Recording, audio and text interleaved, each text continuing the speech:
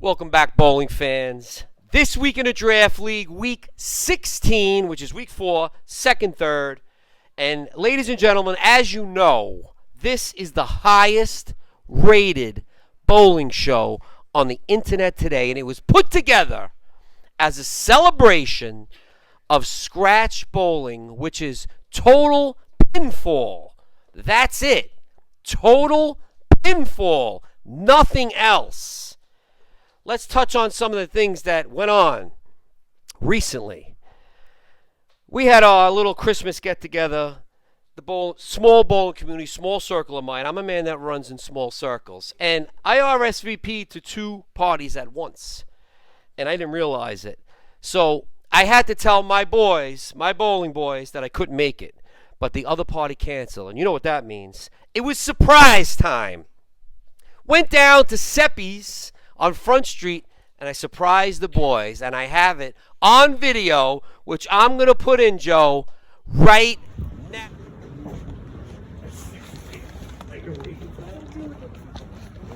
What's up, guys? Hey, how are you?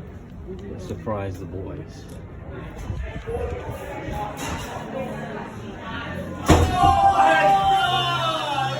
You made it! Holy shit! What's going on? Look at this guy! Holy shit, man! I knew you were coming. No. I knew you were coming. Listen, there's a lot of trivia.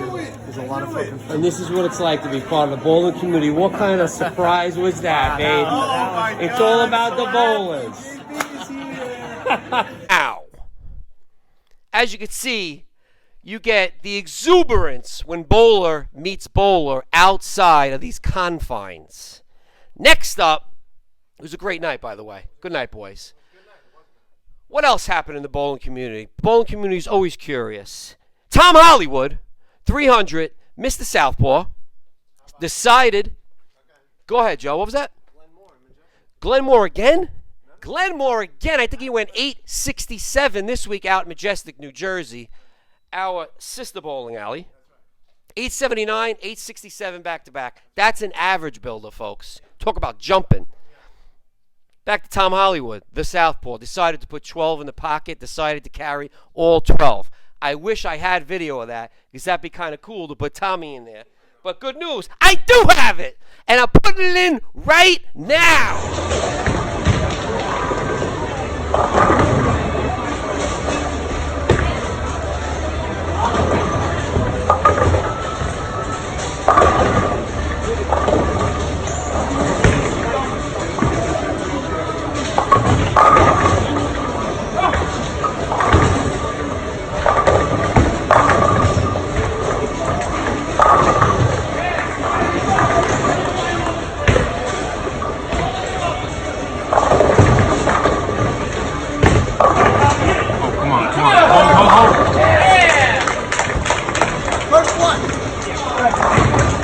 Number 2.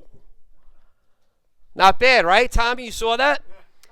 Yes, folks, it's going to be a night of 3 videos because someone else very, very close to us decided to join the party of Glenn Moore and Tom Hollywood. And that was none other than our own Mr. Gorgeous 300, Kenny Soto. And yes, I do wish I had that video. I could not find it, but I'm lying because I found it, and the video's going in right now, and I made sure I didn't put the 11. For the best. Where'd you come from? I don't want to be back.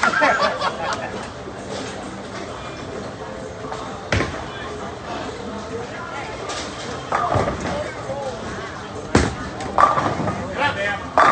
Yeah!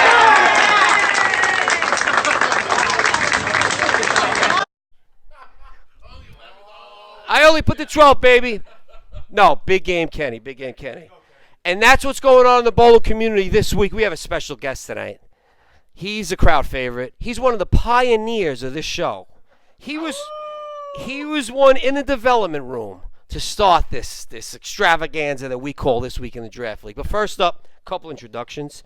On camera number 1, he's not feeling well tonight. It is Hanukkah season. Happy Hanukkah to Matt and to all my Jewish friends. He's also known as the Dreidel Dragon, Matt Kaplowitz. Next up, yes, folks, it's that time. The best-looking bowler in any of the 5 boroughs. Not only is he Mr. Gorgeous, he's Mr. 300. Ken Soto. There he is.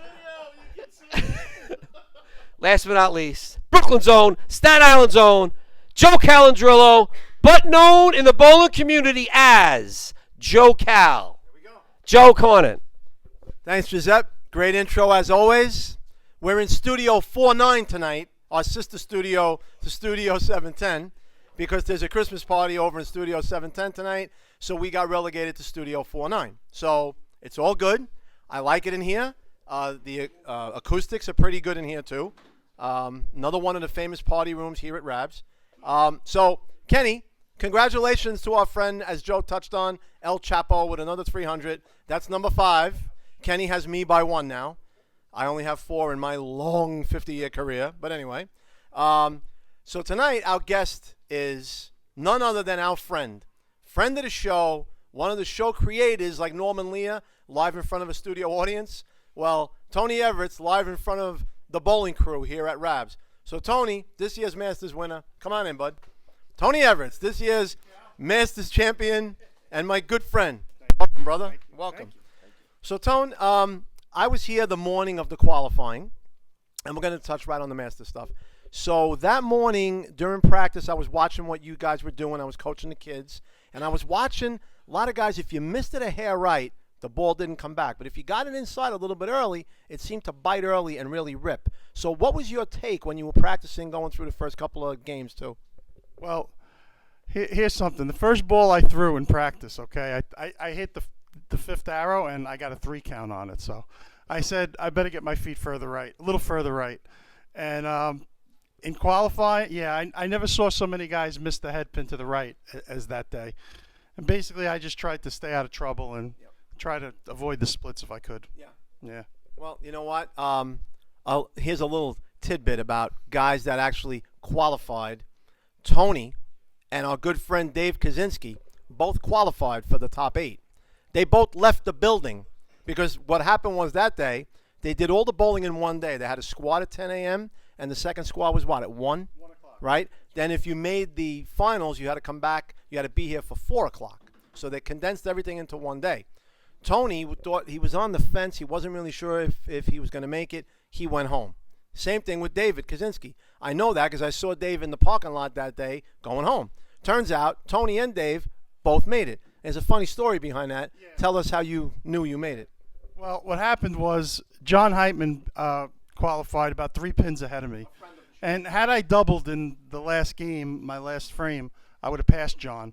So as I was packing my stuff up, I heard Timmy McAuliffe say to John, I think you're going to get the last spot. I have a good feeling here. So I was not confident at all when I went home that anything was going to happen from it. And, about 2:30, I texted Danny Dunleavy. I said, listen, just let me know what the final cut is later on. I'm just curious. And he said, what did you bowl? And I told him. He said, that's really good. And he texted me about a half hour later on. He said, it looks good for you. I think you're actually going to make it. And I couldn't believe it. Texted me again about 3:30 and said, I think you're in. Got in my car and drove back to Rabs, and felt like I had a new life, basically, second chance. So I was happy. Yeah. And Tony, you took down some heavyweights along the way, too. And again, winning a tournament, this is not Tony's first. Tony won Jimmy Elliott's New Year's Classic in 2010, right? 2010. Yeah. Tony won. He's got 2 majors, as my buddy Joe Bruno likes to point out. And like Tiger Woods in golf, winning majors is not easy, right? So Tony's got 2 under his belt. So you took down a couple of big names that day. Who did you beat? The first match was against Sean McAuliffe, and Sean and I have had some really tight matches. This is the second time I bowled him in a Masters final. I beat him the year I won Jim Elliott's tournament in 2010, and every one of our matches has been decided by 10 pins or less. And, I saw the way he was throwing the ball in practice, and he didn't have a great look. So I thought maybe I would have a chance. And, I started out really good. Wound up opening back-to-back, I think, in the 7th, 8th frames to let him back in. And he had a chance, I think, to beat me at the end if he doubled, but he didn't, and I squeaked by 3 pins. Second match was against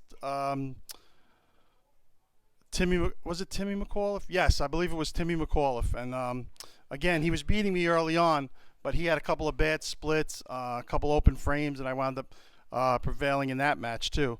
My third match was against Tom Hollywood Jr., who hadn't lost yet either when we bowled each other, and we bowled on 47 and 48.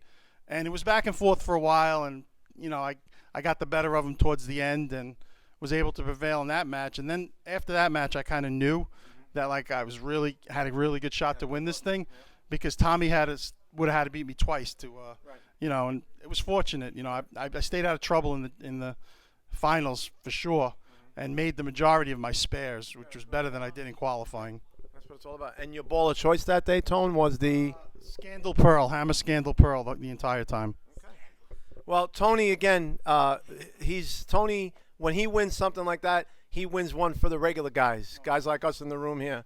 So, there's the upper tier bowlers. There's the guys that you better bring your A game against them, and you need almost a miracle to beat them. Some of the better bowlers around here. Friends, we're all friends with them. They're all friends of the show. But when Tony wins, it's like the middle class accomplishing something. So Tony scored one for the regular guys. So I'm going to bring Joe B back in. But before I do, I just want to give a special shout out to our friend, another friend of the show, Santa Claus. If you saw today on the Rabs homepage, okay, the Facebook page, Santa Claus was at the desk spraying the house shoes. That's the kind of guy he is. Santa Claus, you are the man. He just don't put coal in stockings. He rewards the good kids, and he also sprays the bowling shoes here at Rabs. So, Santa, thank you. Joe B, come on in. Tony, thanks, bud. Anytime, Cal. Pleasure as always. Thanks, Joe. You got it, Giuseppe. Tone, congratulations. And like Joe said, a friend of mine who's a non-bowler said, hey, I saw Tony the Hound Dog won the Masters. Is that like a good thing? And so I said, yes. That means one of us won. Like, in other words, maybe one level down, maybe 2 levels down, can win and can beat the top guys. It's like kind of like a low 80s golfer, like taking down the big guns, like taking down John Baronello or something. That's why it makes it special, because it gives us hope. This way we can continue to donate. But I was thinking, we only have a few minutes left. How about a couple of rounds of music trivia? Real simple. How about that? Can we do that? Tone, hold this mic. Why not? Tell a story, Tone. All right. So. No, I got no stories really. Come back over. You gonna hold these? All right. You're gonna hold these. All right. We are gonna go song first and artist, 1 point each. Okay. My friend Jill Calandrillo is gonna press play on song number 1. You get about 20, 30 seconds. And Jill is going to press that. Oh, yeah. First plug this in. The beginning or middle? Yeah. Plug this in. Oh, God. We don't want to do that. Did I screw that up? Play from the beginning. Press play. Go ahead. Let's see what happens.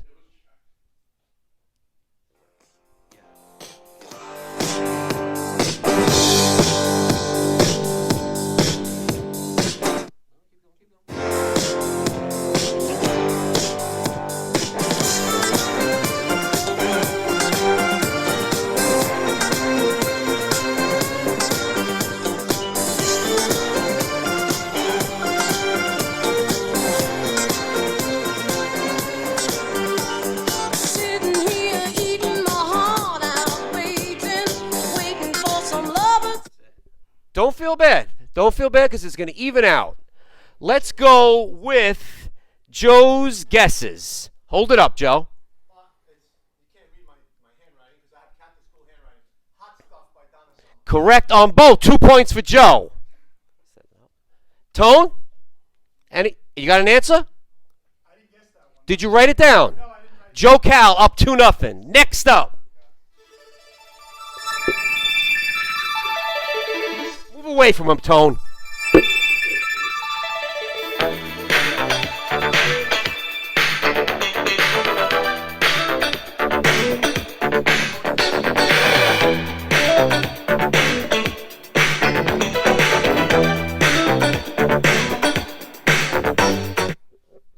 second song is in. Joe Cal first. Hi, Michelle. 1 point. 1 point. Correct answer? Lucky Star is the answer.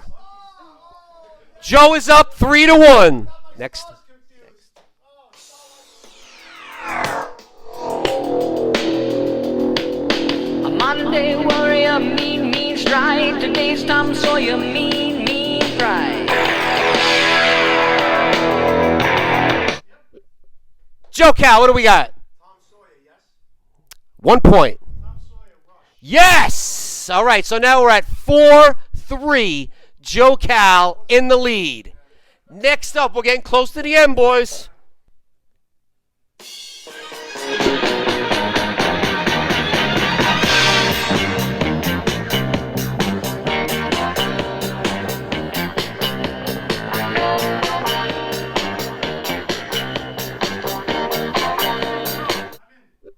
Joe Cal.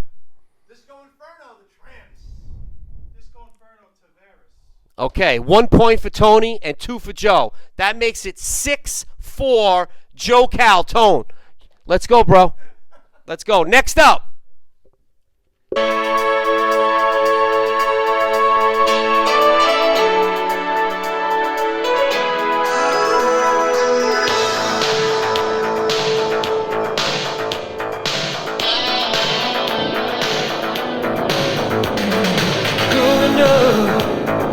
You don't see the writing on the wall.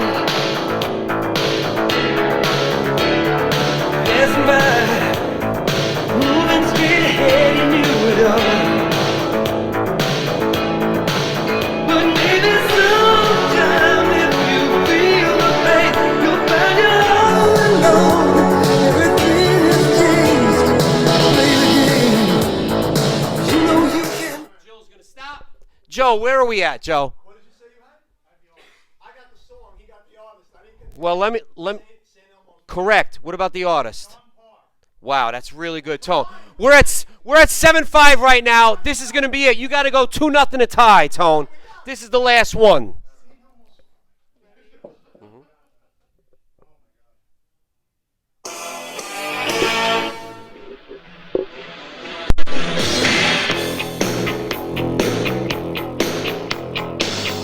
Out where the river broke, the bloodwood and the desert oak, holding wrecks and boiling diesels, steaming 45 degrees. The time has come